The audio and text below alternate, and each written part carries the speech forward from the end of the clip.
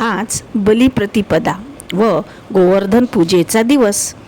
आज तोच दिवस आहे ज्या दिवशी वृंदावनवासी लोकांनी इंद्रदेवांची पूजा करावी असे ठरविले। पण बाळ श्रीकृष्णांनी म्हटले की आपण इंद्राची नाही तर गोवर्धन पर्वताची पूजा करू, जो आपल्याला अन्न, जल व छाया देते। सर्वांनी कृष्णाचे म्हणणे ऐकले व गोवर्धन पूजा केली।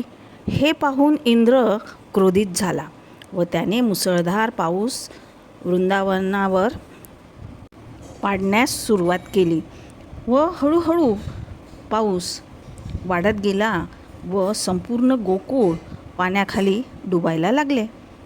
तेव्हा श्रीकृष्णाने आपल्या करंगळीवर गोवर्धन पर्वत उचलला व पर्वताखाली सर्वांना आश्रय दिला। 7 दिवस व 7 रात्रपर्यंत मुसळधार पाऊस पडत राहिला, पण संपूर्ण वृंदावन मात्र सुरक्षित राहिले। शेवटी इंद्राला चूक समजली व त्याने माफी मागितली।